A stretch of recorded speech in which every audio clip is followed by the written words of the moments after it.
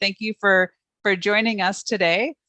This meeting is being recorded, so just wanted to let everyone know that if you know someone who might be interested, you can let them know. We'll be posting it to the website after today.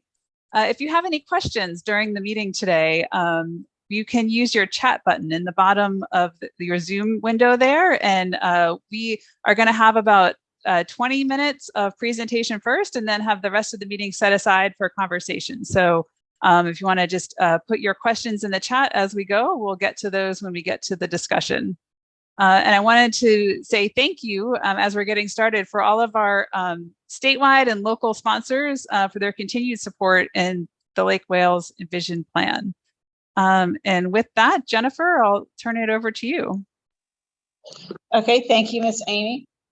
Greetings all, my name is Jennifer Nanick, I'm the City Clerk, and I am pleased to welcome you all to this online session on behalf of the City of Lake Wales. Along with all the other members of your city staff and the City Commission, I am very glad we've undertaken the process to create Lake Wales Envisioned, a long-range plan we very much need, and to create that plan, we need all hands on deck. So thank you all for helping. Our consultants from Dover Cole and Dr. Jay Exum have a very interesting program lined up for today, and I just want to thank you all for logging in. Ms. Amy Groves from Dover Cole and Partners Town Planning will take it from here. All right, thank you. So as I mentioned, you're going to have about 20 minutes of presentation. We're going to talk just a little bit of background about the Lake Wales Envisioned plan for anyone who's not up to speed. And then we're going to take a deep dive into the topics of conservation and the environment. And then after that presentation, we'll have time for some good group discussion. And then we'll talk about next steps. So I am Amy Groves with Dover Cole and Partners. We're leading this planning effort. I'm joined today by Victor Dover and Eric Pate from our office. And with us on this effort is also Kittleson Associates, who are working on transportation planning and Inspire placemaking, who are looking at the Parks and Recreation Plan, as well as implementation strategies. But most important, joined today by Dr. Jay Exum of Exum Associates, who's going to lead a good part of our conversation. Dr. Exum is an ecologist who's helping our team create the strategy for land conservation. His experience includes shaping policies for municipal comprehensive plans and regional conservation strategies. So we are glad to have him with us today. Lake Wales Envisioned is the city's plan to guide growth and conservation throughout the city and the surrounding utility service area for decades to come. You can see the study area here on the slide, covering over 40,000 acres. Really is a great opportunity to talk about what the city wants to see in the future within the city limits, as well as the greater municipal utility service area. So we are working with a set of initial aspirations. Those of you who have been to our meeting so far know about these. These are 8 steps that have been approved by the City Commission in January as the initial goals of this effort. And we're continuing to gather input and refine these ideas as we create the plan.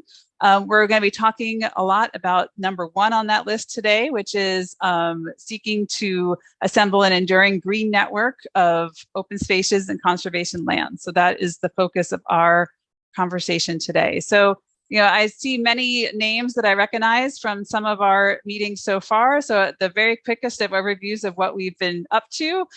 We started on March 20th with our kickoff meeting over at Bok Tower Gardens. And we had this was set up with 3 different sessions. We talked about livable community design, about how development can bring lasting value, as well as the big green network. And if you want to get caught up with those, you can watch the recordings of those sessions on the website, lakewalesenvisioned.com. And thought it was interesting. I pulled out this slide from that meeting. That day, we asked people, you know, as we're just getting started with this process, what is the most important thing to you? And so from this long list, we know they're all important, including things like neighborhood design and different housing types. But you can see the number 1 responded answer was protecting the natural environment. Followed closely, you see parks and open space also ranked very high. So we know these are important topics to the community, which is why we're spending so much time and focus on them. So in April, we had a week-long series of events called the Charrette, where we had many different opportunities for folks to join us and tell us what they think and what's important to them. We had this kickoff event on Friday night under the tent in downtown. We then the next morning rolled out base maps around tables over at the Austin Center and asked people to tell us, what they would like to see in the future, how they would like to see the city grow, and where there are opportunities for preservation and conservation. Then on Sunday, had a great opportunity to get out in the field with a walking tour and got to, really experience, some of the unique natural features in the Lake Wales area and you kind of understand why that's so special. Then we set up a studio over at the Women's Club. So for 4 days, we worked and took all the many ideas we've been hearing and started to assemble them into, a series of maps. We had meetings similar to this one. Some of you might recognize yourselves there. This was our environment and conservation meeting during the week where we had a check-in. We explained kind of what we've been hearing so far and some of the ideas that were starting to emerge for the plan. And then all these ideas, we then recapped during what we called the work in progress review. So this was the end of the Charrette week over at the Arts Council auditorium. We, on the big screen, we put up all the ideas and asked people what they think about it. So, since then, we've been taking all those ideas and continuing to refine them, and we're excited to come back just in just a couple weeks with a more complete presentation. But thought we would take this opportunity to check in specifically on the ideas for conservation and the environment with you all, and as we're continuing to refine. But before I hand it over to Jay, I just want to say that if any of you missed any of those Charrette events, you can go to the website, lakewalesenvisioned.com. You can watch the full presentation, and there's also a shorter 10-minute recap. So if you want to watch that just to get up to speed on what some of the big ideas are, it's a really great way to get up to speed and then continue to help us as we create the plan. And so with that, Jay, I'll turn it over to you. Thank you, Amy, and welcome everybody virtually. This is always a chore to present, particularly to a group like is gathered today, because I've had the opportunity to interact with you. It's sort of the big meeting where we kicked off with over 100 people, then the community meeting where you were engaged and enthusiastic, and then one-on-one meetings during the Charrette week where your enthusiasm inspired me and inspired the team and helped us get where we are today. So it would be great if we were all together in one room and we could continue that sort of in-person enthusiasm. On the other hand, some of what I'm going to present today you've already seen, so there's a little bit of redundancy for those of you who have participated, excuse me, particularly those who have participated at various times during this process. So remembering this, one of the conclusions that we generated was something called the Big Green Network. But we've talked all along about conservation at the large regional scale, even the statewide scale. And we also have ideas that are important at a more local scale and even a backyard scale that we're going to talk a little bit about during the course of today's relatively quick presentation. When we began, as we almost always do in these processes, we started with a base map that had the study area that Amy showed you earlier, with a lot of features that are relevant, both existing development, existing roadways, water bodies, etc. Amy, I'm just going to have to say next slide as we go through this. So next slide, please. Again, in compiling this base map, there was information that had been compiled over the last couple of years with work that had been done for the city, but it's really relevant where water bodies, 100-year floodplains are, parks and open space that we know exist within the city limits. We've added to that, when you add to that the ownership of municipalities and the large landowners, private landowners in the area, you start to see that big picture planning, whether it's for future development or, as we're going to discuss today, large scale conservation planning, involves some very strategic areas and important constituents, but it also allows us to to fairly nimbly make decisions about conservation and future land use. The one thing that I was a little surprised about, having worked in the area for decades, I sort of thought that we were going to begin with a greater preponderance of conservation lands within the municipal service area, within our study area. So I was a little surprised to see how much actual conservation land there was. And to sort of orient yourself, the Bach Tower Foundation Green Horizons Land Trust has compiled either easements or acquired land in the northern portion of the city limits of Lake Wales. At 27 and Mountain Lake Cutoff, there's some fairly significant scrub tracts also in the city limits. But for the most part, the larger scale conservation lands, either associated with the Peace Creek watershed to the west or any large scale corridors to the east, need to be built. And that's where we started with the concept of how might we prioritize, how might we create large scale conservation areas that might drive future growth ideas. So we started with this idea of priority conservation areas. And that's what I'm going to focus on for the next few slides. So the overarching objective for what has now been termed the Big Green Network is to protect large swaths of high value natural lands. And we did that. Next slide, please, Amy.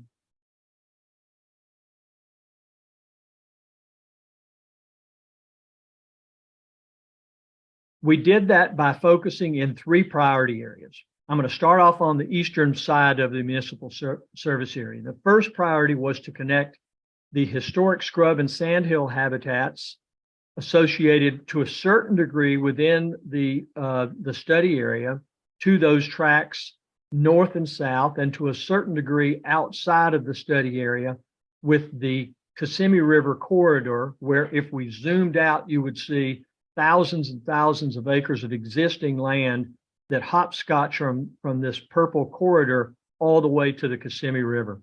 So when we put what's known as the Florida Ecological Greenway Network layer on top of this, a corridor of regional significance, one that's defined by the Florida Wildlife Corridor, exists along the eastern portion of the utility service area. Let me say one thing just about the database that we used. We used what is called the CLIP data, or Lands and Waters Identification, Conservation Lands and Waters Identification Project database, which is compiled by the University of Florida, the Fish and Wildlife Commission, and the Florida Natural Areas Inventory. And it's intended to map conservation priorities and to be used for large-scale planning decisions. So this database was ready and available, and we used it extensively. So first on this eastern side is the Florida Ecological Greenway Network. Next slide. We also wanted to map, because it's particularly important to scrub habitat, we wanted to map where the priority areas for rare species are. And in the state's vernacular, this is both in terms of richness, in other words, how many rare species there are, and rarity, what species might only occur. And there are some plants and a few animals that only occur along the Lake Wales Ridge. So we added this to the database of what we wanted to prioritize for conservation. Next slide. We also wanted a measure of where the most intact important habitat was. We got that through this layer called the biodiversity priority areas. And we can talk about more of these at the end or later on if people want to understand that. But what that gave us was this green area along the eastern side of our study area, and we called it the Ridge to River Corridor.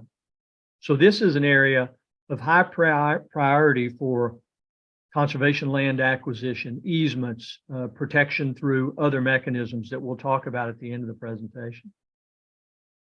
The second area where we wanted to focus was in an area where we said we wanted to protect the water resources and habitat in the headwaters of the Peace River. There are several large landowners and intact habitat and agricultural habitat in this area. And when you look at the Florida Ecological Greenway Network here, even though it's not the highest priority, but this this conservation corridor is mapped on this slide. Next slide. We wanted to add to that landscape linkage priorities, and these are identified by the state because these are areas that are useful in connecting riparian corridors or important statewide regional corridors.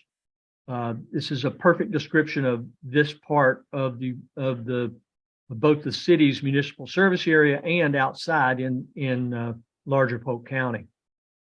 The third piece was also where's the intact habitat and where's the biological diversity, defined in the state's database of 281 species of plants, animals, invertebrates.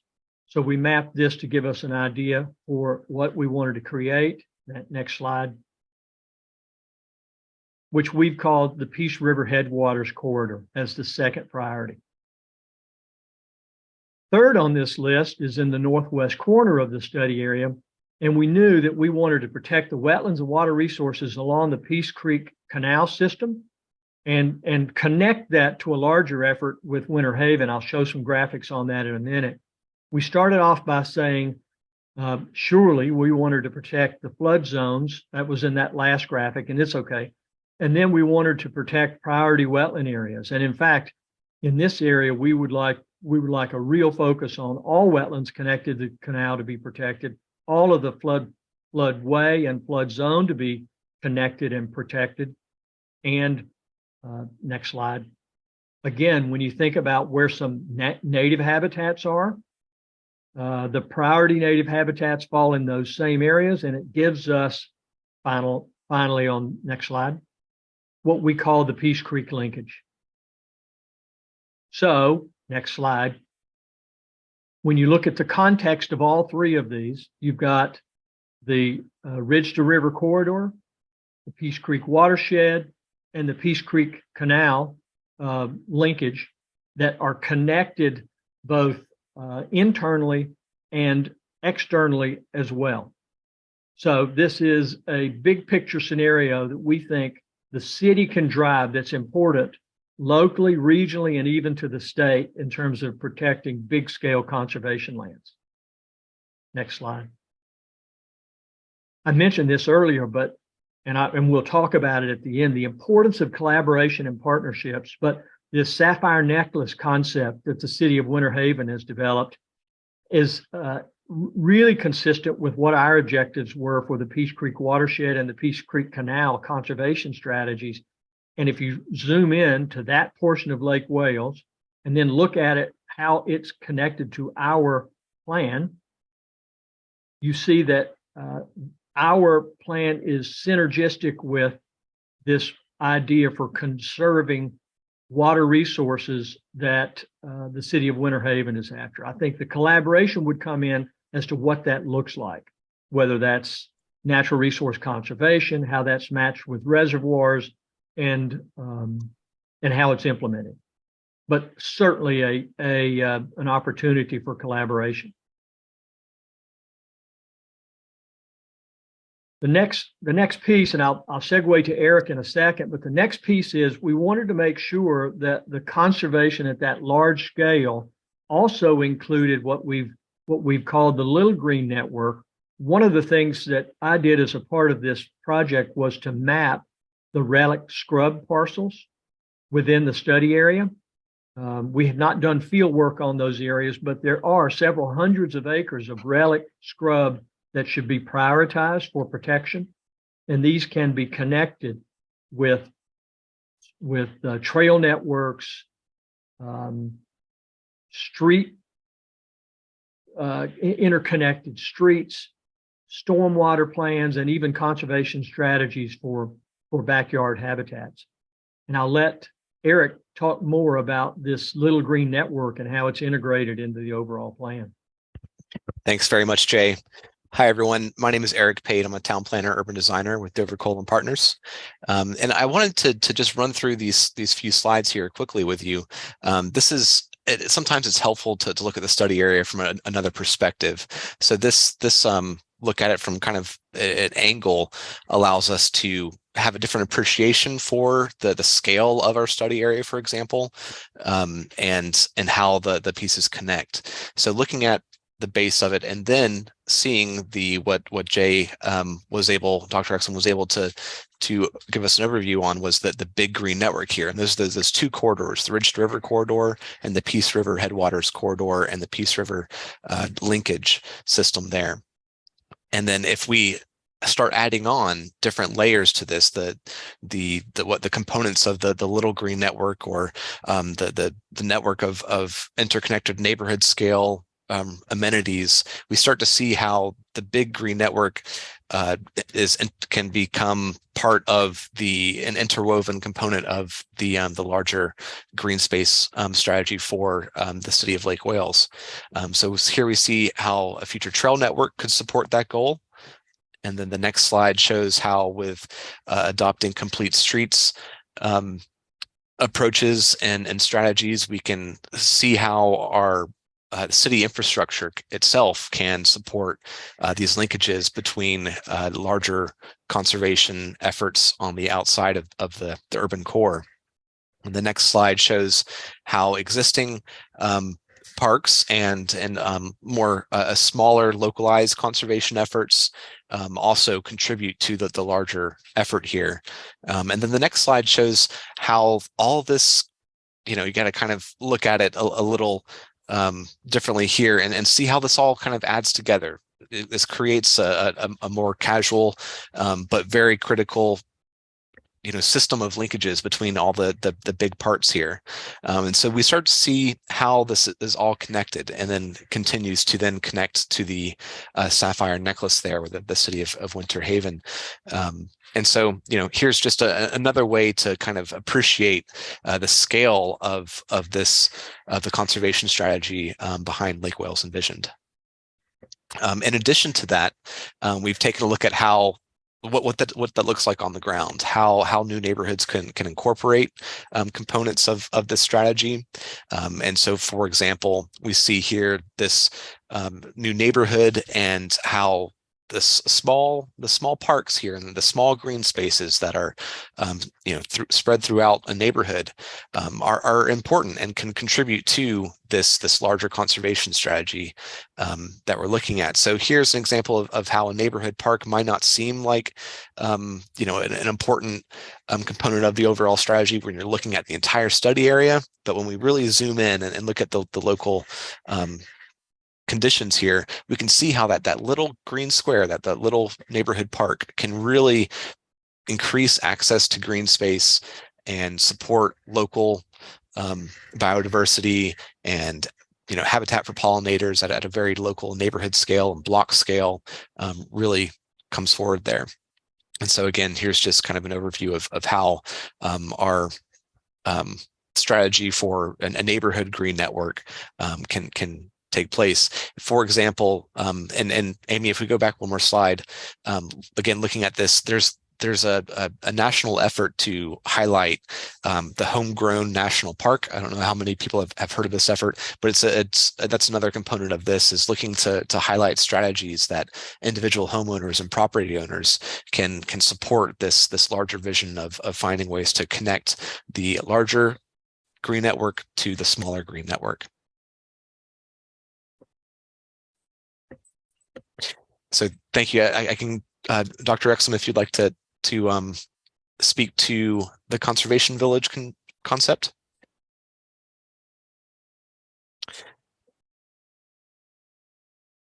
I'd be happy to, and it's better when you're unmuted, isn't it?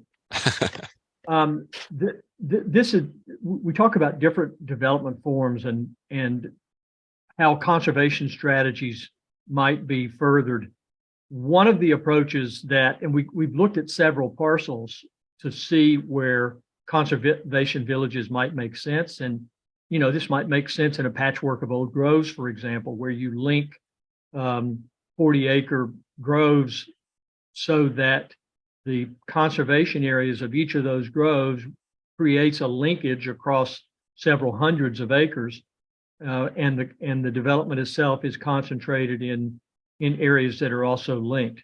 So if we're shooting to have, let's say, 70% conservation, all of that is done in one area. The development entitlements are intensified and placed in 30% of the as shown in this example.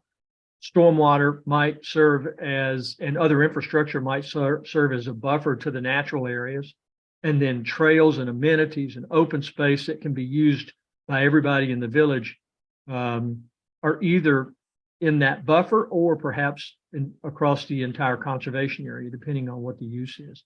So you get this larger scale conservation that is interconnected and hopefully also connected back to the big green network.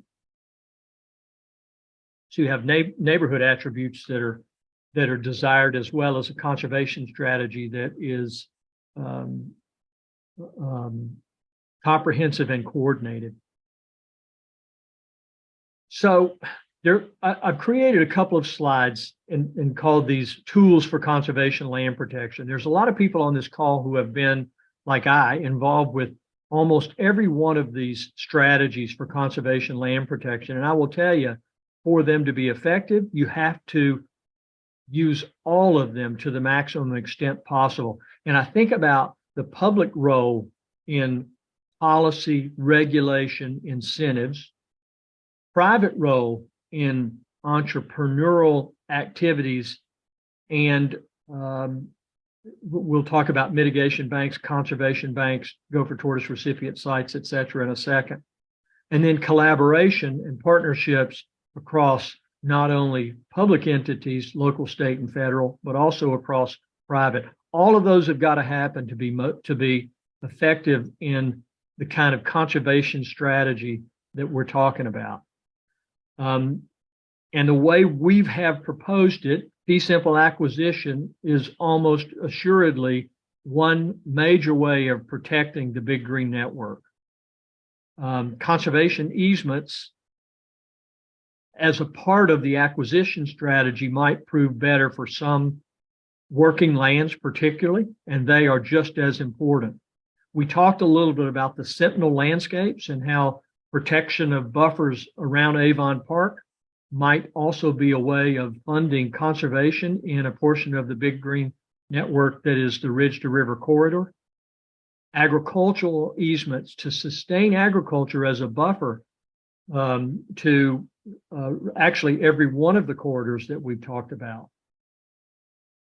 Regulatory protection involves not only the city, but the county, the water management district, and the state in terms of wetlands and listed species. But I think there's a part of the strategy has got to be that existing regulations are enforced to assure protection of the resources that are by regulation considered important. Tax breaks, opportunities for agriculture as a land use in the city, for example. Let's go to the next slide. Partnerships, there's multiple funding agencies focused on acquiring scrub parcels. We may have actually tuned into a couple of those during the course of this project. I mentioned the private sector involvement of mitigation and conservation banks. Comprehensive policy guidance.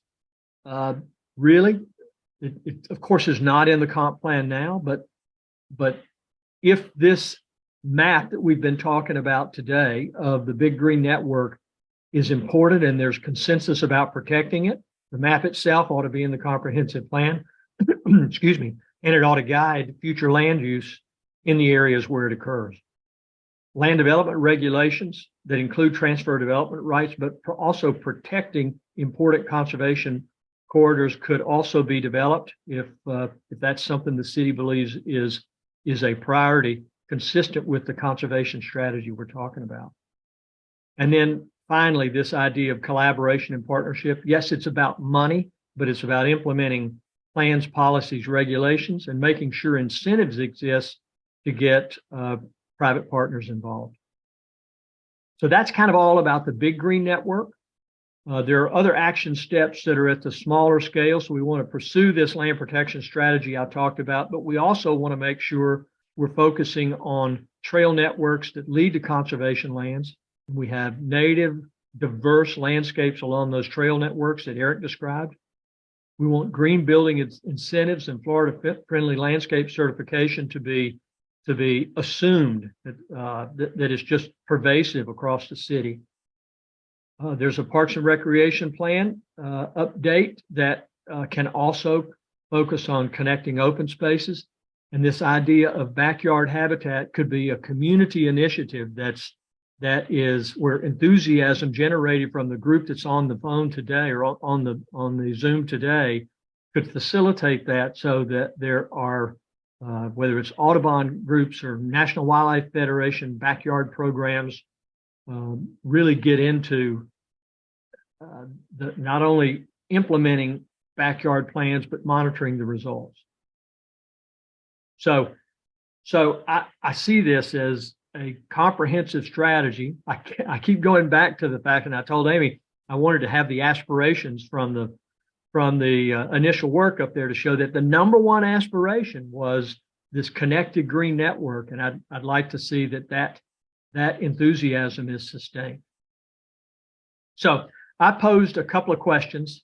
Are there any questions about the land conservation tools? I've already seen some chat questions in there that we'll respond to. And of the tools that we talked about, which are the most promising? Are there any that you don't think are successful? I think we had one more group of questions I'll pose, Amy, before, or unless you want to talk about these first. But yeah, let's just read over all the questions, and then I'll minimize so we can bring everyone up full screen and have a conversation. Good. That'd be great.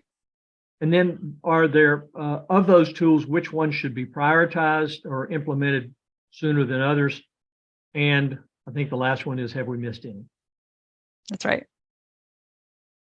Okay, so I'm going to stop my share so we can, and folks that want to can turn their cameras on and unmute. And I don't know if anyone has any initial burning questions. Maybe we should start with the ones that are in the chat, and then we can move on to others. And if you just want to virtually raise your hand, we can. It might be an easy way to go one by one. But Eric, do you want to start with some of the chat questions, and maybe let's see if we can get some of those answered now? Sure, absolutely. The first question that we have here from Mr. Slayton, James asks, Jay, can you talk about what the different biodiversity priorities mean and how they are determined, and to what degree they each impact or should impact decisions for proposed development? And so I think that's referring specifically to the biodiversity priorities and maybe the science behind that, and maybe you can kind of speak to that. While you're thinking about your answer, Jay, James, you're welcome to unmute and turn on your camera and get in the game. Go ahead, Jay. So yeah, thank you for the question, and hey there, James. I see you now. So there's two answers to that, and one we can dive even deeper into the technical if you want. But one of the data layers is the biodiversity hotspots data layer. The state has chosen focal species of wildlife. So this is about vertebrates as opposed to that rare species one that I told you had various different taxa. But the biodiversity hotspots has focal species that they've identified. They've mapped habitat for those focal species across the state. And the biodiversity hotspots is the area in which, when they lay the habitat for those focal species on top of each other, which areas have the greatest overlap for those species. So priorities, 1 through 5, it's determined. I don't exactly, I'm assuming that 13 was the highest, and there may be other people on the call that are even more familiar with these data than I am, but the 13 is the highest. Maybe that's because that's just been across the state. That's the highest in the highest priority. But from 13 down to 2 of those of those species that would overlap in any given area determines whether it's how high the priority is. So we have some areas that must have 10 to 13 of those focal species within the utility service area because it shows up as very hot, priority 5. Some of the other areas have lower priority, but it doesn't mean that there's not intact habitat that's important for some of the focal species. Maybe more information than you wanted, James, but that's one answer. But there's a second piece to your question that I think is important, and that is that these data are made for use at the scale that we've been talking about today. It works when we're talking about 50,000, 100,000 acres, but you wouldn't want to take some area that's got 30 acres of the highest hotspot and use that as a way to direct development at a local scale. You would want to have detailed local scale habitat mapping and or field work to confirm what's in this thing that's done at the statewide level. So great for us to talk about policy and big picture planning and even use that as a way to say, now, wait a minute, the state thinks that there's a lot of focal species in this area. So let's confirm it with more specific local focus. That's exactly what I was looking for. Thank you, Jay. You're welcome. Thanks for the question. Yeah. We have a question from Todd here. Todd and Galad asked what happened to transfer of development rights that were initially brought up.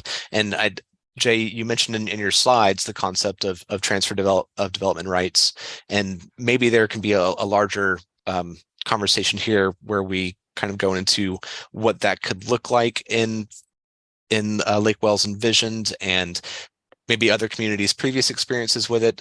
Victor, I know that you have some ideas regarding the conversation of transfer development rights and what could, what would a successful program look like for Lake Wales? You want to go first, Jay, and I'll pile on? I'll go first, and I will tell you it's both a good example and a not so good example. But I have been working in Pasco County for 20 years, and 20 years ago we identified something called ecological corridors, and the county has stuck to the importance of these ecological corridors. They haven't done a great job outside of those ecological corridors, but within those ecological corridors, you cannot develop. After they created a land development code, you cannot develop in those ecological corridors, but you can be compensated for, or you can transfer the development rights out of those corridors with a bonus.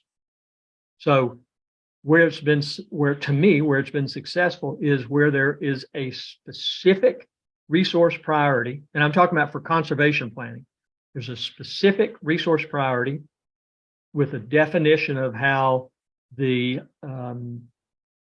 transfer is conducted, and there's a regulatory, I'm going to call it a hammer. There's a regulatory hammer in the back that says you can't develop there anyway. So I'm not saying that the regulatory hammer has to be the same. I'm saying that you've defined specific priorities and you've given an exact mechanism for how the transfer happens.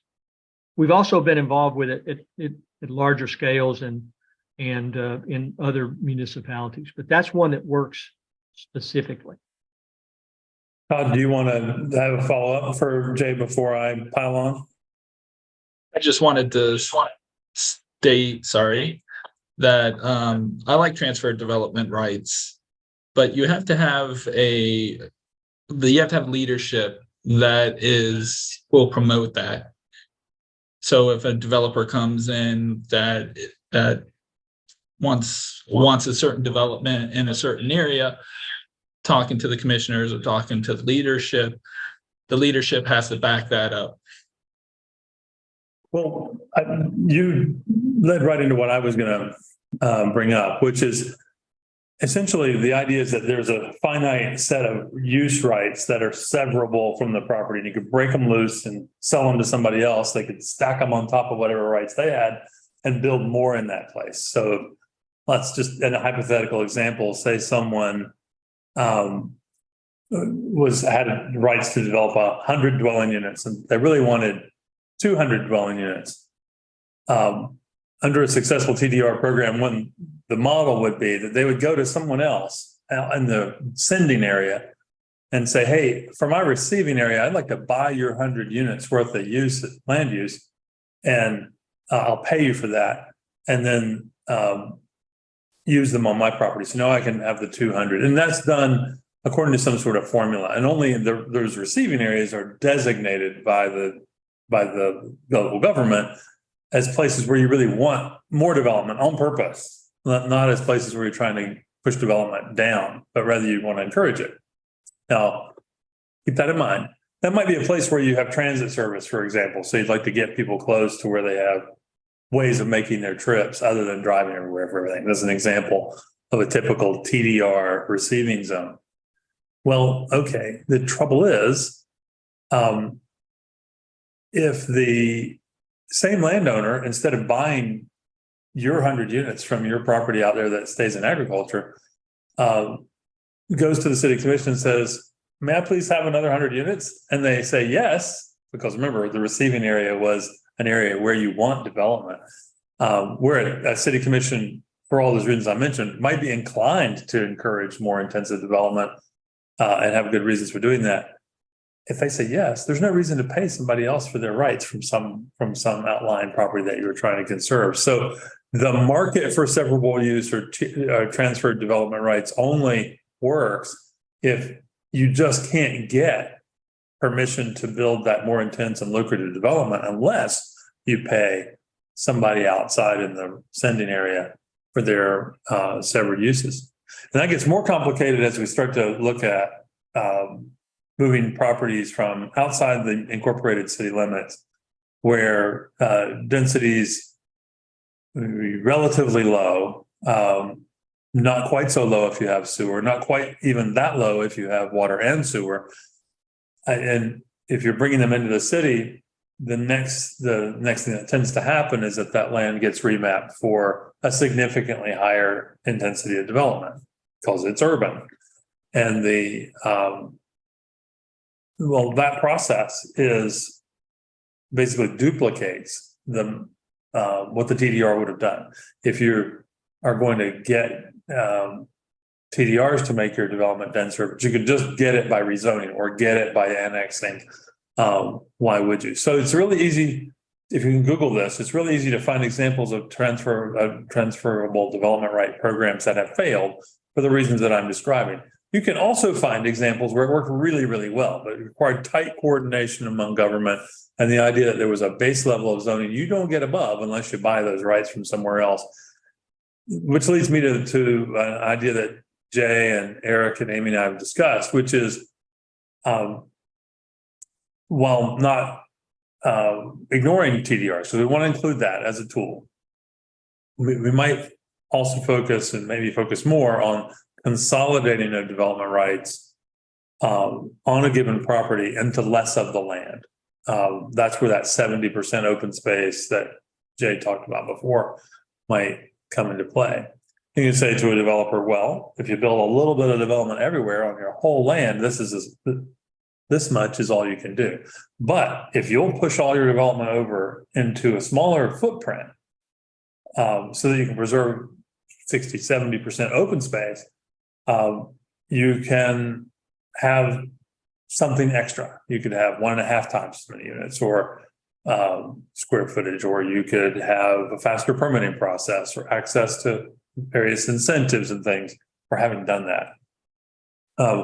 And that kind of consolidating of the development rights onto a smaller footprint can be done by multiple owners working together in concert. So if you take 4 or 5 or 6 property owners who want to work together to plan as one, you might transfer the development onto 1 or 2 of their properties, keep the others in permanent open space or agriculture or conservation. as a result of that consolidation. And that is a strategy which is more likely to succeed. Does that help? That's great. Thank you very much, Victor. I've asked Nathan to unmute himself to then ask his question to the group here. Nathan, are you able to unmute? Can you hear me okay? Yes, we can hear you great. Awesome. So I was just curious to see if there's a community education component to the land management tools, specifically prescribed burning, because if you're going to be preserving those patches and those corridors along areas where there is development and things like that, prescribed fire is obviously Florida's main tool for management. And with a lot of people moving here from places that don't always apply that tool, you're probably going to have what I would assume is going to be. It's a little bit hard to hear, Nathan. Eric, if you were able to make it out with your headset, maybe you could just repeat the question for Jay. I'll repeat it and answer it, and because I like the question, Nathan. It's so Nathan asked if community education should be a piece of those tools for conservation, particularly given the fact that people may be moving to Lake Wales that don't understand the importance of prescribed fire in the Florida landscape. That's such a good question, Nathan. I'm going to have to, when I talk about the multifaceted tools of, public-private collaboration, I think I'm going to have to add community education to my speech from now on, because I would put it in the category of collaboration and partnerships, but particularly when we talk about scrub and sandhill conservation and even large-scale conservation of the kind that would be necessary in the Peace Creek watershed conservation area, fire's got to be a component of it. So yeah, it's great. We did talk about buffers and the kinds of land uses that would be best against those fire-dependent communities, but I think yours is an excellent point. There's got to be communication, education, or conservation education about that. So yeah, great. Thank you for mentioning it. And adding on to that, Nathan, I've seen there's been communities that I've seen that have done this really well, where they celebrate the act, of prescribed fire in such a way that, there's fire festivals in many communities where they might there might be a city park that has habitat that might need burning at times, and it's turned into a very useful communication tool where it's broadcast to the community and it's widely publicized, and it's an awesome outreach opportunity as well. So cities can do that really well and easily. And I've seen it done, and so that's something that Lake Wales can do also. David Price just dropped a line in the chat regarding a similar event. David, do you want to unmute and describe it? Sure. We do prescribe fire on a regular basis at the gardens, and we're open during those times. We have visitors. In our education program, we do an online digital education program, but also we have brochures. But I think once people understand what's going on and they understand that you're not killing the trees and it's actually good for the environment, people accept it. I think, not only for natural areas, but if we have a lot of the former citrus groves, like around the tower, the gardens, we're planting longleaf pine and restoring that. So the best way to manage that is to burn it too. So it's not just the natural areas that benefit from the burns, but it's also the open park-like replanted pines that benefit from it.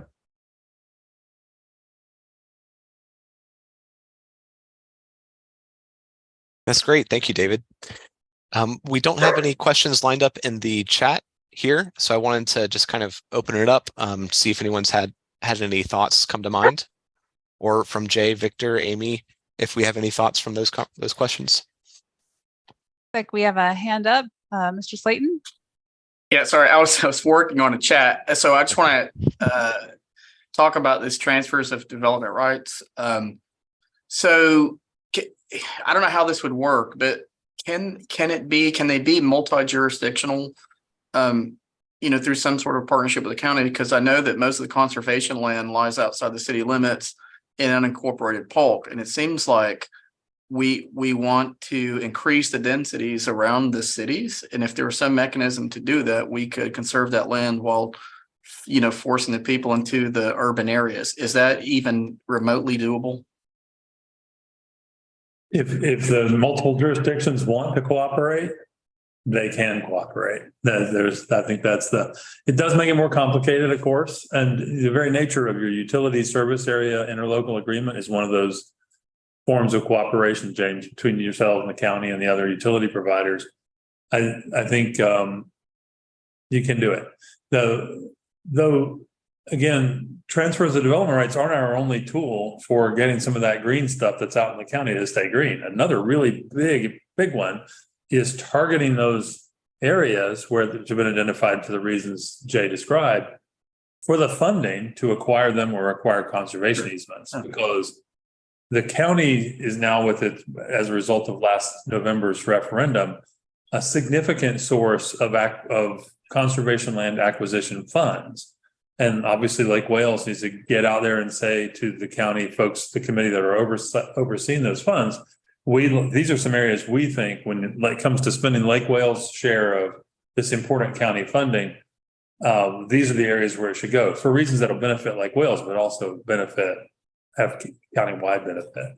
And the first step is to figure out where those are. And so we've started a map, but you have to, I think, we're not just to think of the administration tools like TDRs, which again have a mixed track record for the reasons Jay and I both described, but start with the most basic tool, which is buy it. If you really want it to stay green, see if it can be purchased. And of course it is meant to remain in agriculture, to a lease back to an ag operator. If it's meant to be in restoration, it can be land that you target for additional funding for that restoration to occur, or for philanthropy to concentrate.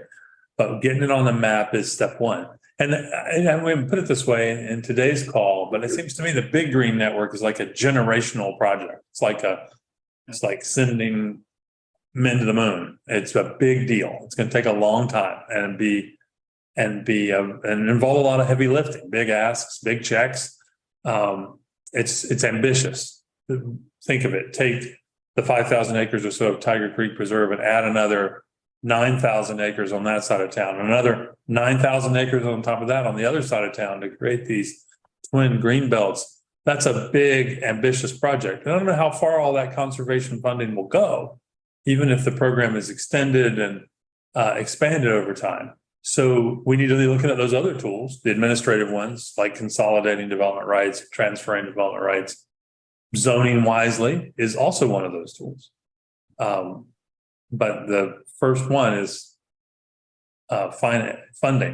You can buy the land, or you can buy the conservation easement on the land, which keeps it in private hands, but allows it to give up its aspirations for future development. Does that help? Yeah, thank you. I see new chat messages are coming in, Eric. Yeah, we have a comment from David Price. David, if you'd like to share your thought with the group here. I know that we are working on large scale mapping as part of this effort as well, but I mean, I think you have a good idea for what that could look like. Yeah, so my comment was not just about conservation lands, but just parklands. And these would be corridors for walking and biking that would connect neighborhoods to existing parks. Right now we have the soccer fields down south of Lake Wales, but there's no way to get there unless you're in a car.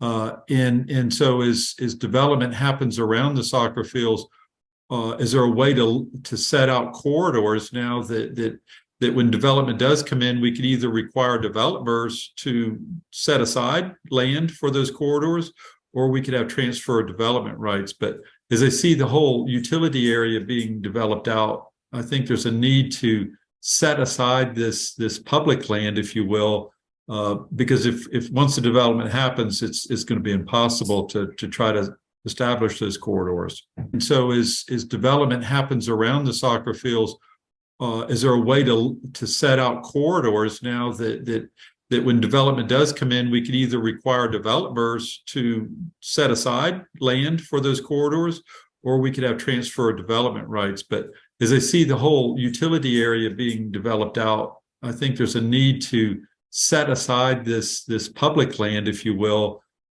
because if once the development happens, it's going to be impossible to try to establish those corridors.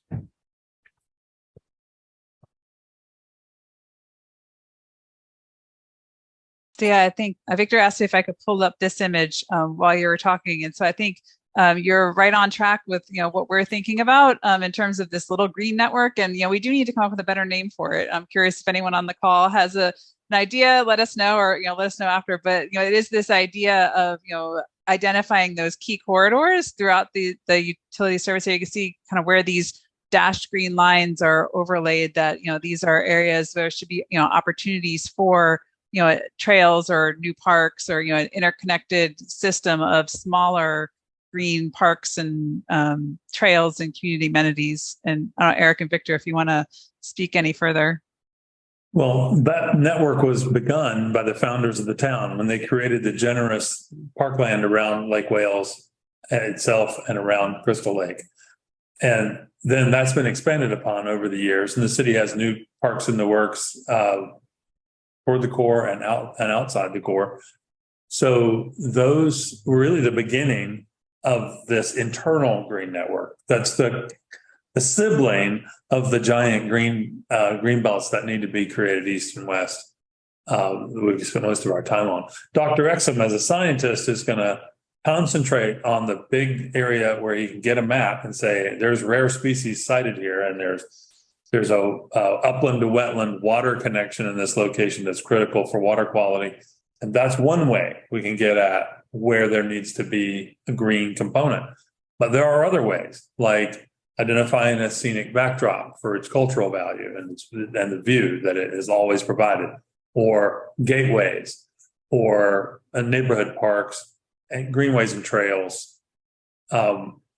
These are the parklands that you described, David.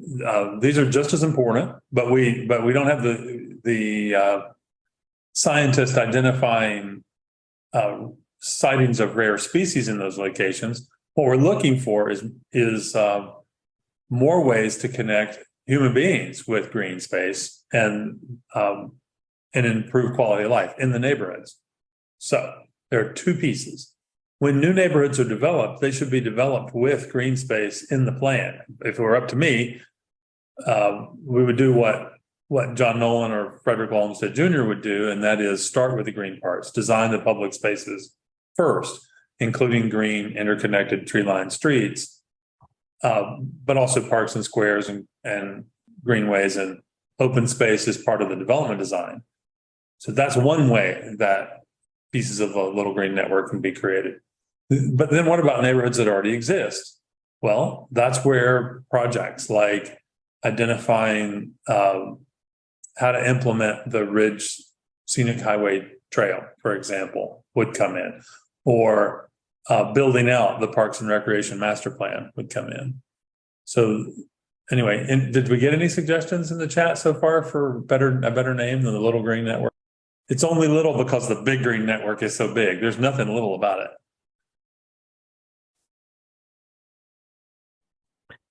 I'm sure we'll get some recommendations soon, but in the meantime, Megan, you had a follow-up question to this and maybe you could chime in and your thoughts regarding neighborhoods themselves and how they can incorporate these thoughts. I mean, it kind of ties into what Victor was just talking about. Mm-hmm. That development in some ways, maybe not to the level of the Big Green Network, but that development can also support habitat and also support the goal of clean water and clean soil and all those sorts of things. And I guess thinking specifically about the water bodies we have in the midst of all of this, which would be, historic Lake Wales, Crystal Lake, Mountain Lake, Star Lake, all of those sorts of things. How do we ensure that those, get cleaner or stay clean or? See, we're right at 5 o'clock, so we can stay on for a few more minutes if there's additional questions or thoughts. But in case anyone has to leave, I did want to just share one more quick slide, just some next steps coming up for Lake Wales Envisioned. So these are some additional key dates. If y'all are able to join us next week, we're going to do a similar discussion to this one, but about transportation. So talking about complete streets and mobility, and that is next Thursday, June 29th, again at 4 p.m. It's going to be on Zoom again, and we will be recording it, and so it'll be up on the website if you can't join us right at 4 on Thursday. And then, all of this work is getting ready for our next big community update presentation, which is scheduled for Tuesday, July 11th. It's going to be at 6 o'clock over at the Austin Center, and so we've been working, since the shred on new graphics and implementation ideas, and we'll have a lot of new things for you to react to and give us feedback on. So we hope as many people as we can get can join us on that day and give us your thoughts. So please put that date in your calendar. And then in the meantime, if you think of additional things after we hang up from this call and you want to let us know, continue, on the website. There's, feedback forms on LakeWalesEnvisioned.com. You can send us your thoughts, your ideas, and you sit up in the middle of the night with a new name for the Little Green Network, please send it. We'd love to hear it. So with that, I will just ask if of course, if anyone needs to go, I just want to thank you for joining us. But in the meantime, we can stay on for any other last burning questions. We've got folks here, and just want to thank everyone for their time. So do we have any last burning questions, things that you were surprised not to hear about, anything that you think should be part of this, the conservation environmental strategy and approach for Lake Wales Envisioned? Anything at all, let us know. James, you or Stephanie might have something to offer in response to Megan's question too about the quality of the water in the lakes. If there's anything we should know that the city has and works on that regard. Well, we are finalizing. So we created a stormwater utility a couple of years ago for this very reason, and the city is finalizing its first really stormwater master plan that is going to address a lot of these issues, including water quality. So that work's been going on for several months now.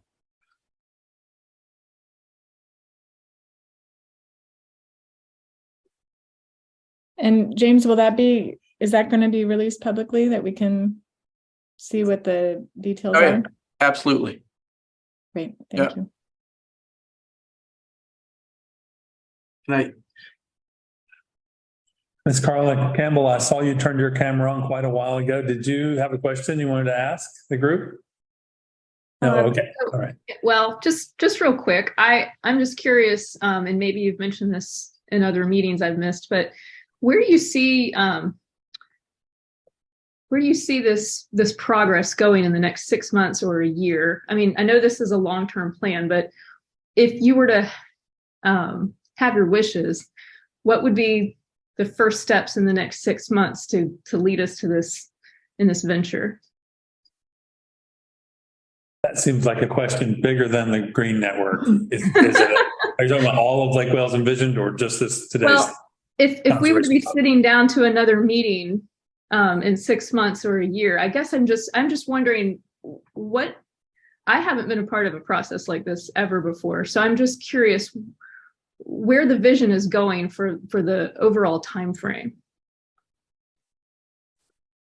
So Amy, you can talk about dates and when you think we'll have be delivering what, but I can tell you that I hope that in short order, we can go from having a very broadly worded list of aspirations to having something in a document, a succinct document, not a big thick document, but a succinct one, visual document that describes what ought to be the Lake Wales way for growing and changing in the coming century. And then there are some specific implementation steps, which take work, but not a lot of money, like not as big as, say, getting a big check to buy conservation land, which takes more time and more money. But the Sure. small things like updating the city's ordinances for planned developments.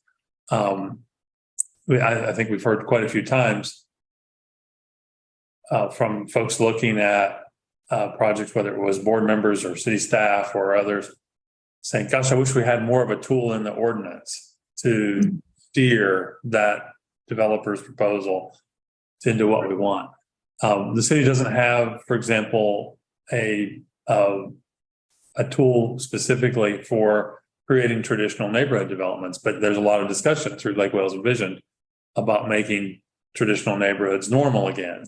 Right, right. And that doesn't exist. So Amy has been working on an ordinance just for that as one of the tools. So Amy, you want to talk about timing for the next 6 months and what we have when? Sure. So, I mentioned July 11th. So it's another big date. We've been working toward since the charrette on, new graphics and implementation ideas. Really, because one of the big questions coming out of that week was, well, this is great, but how do we do it? So, we're coming up with what the steps could be, and we're really looking to get feedback at that next meeting on if we're on the right track with those ideas. From that, we would create a formal summary report that could be used by, kind of to synthesize all these ideas together. And I don't know if you're familiar with the Lake Wales Connected report, but a really key piece to that was at the very end, the implementation chart, which basically kind of lays out the steps of, steps that the city can take and steps that, for example, for this project, I imagine there would be, other partners, things that, they could do, public sector, private sector, all the different steps. And those could be, as Victor mentioned, immediate short-term steps all the way to, very long range things that will take many years and many different steps to pull off. But, putting that all together and, a checklist, and just like Lake Wales Connected has an online, they have an interactive dashboard that people can kind of see the progress of those steps. I think we envision a typical, approach for this project where, folks can kind of track the progress of what's been happening as it gets implemented. So I think that would be the step. We hope to kind of wrap up the final recommendations in the next few months here, and have that implementation chart ready by late summer or the fall, and then the next steps would really be moving forward on those action steps and having the city kind of at a regular intervals kind of checking in on how progress is going. Thank you.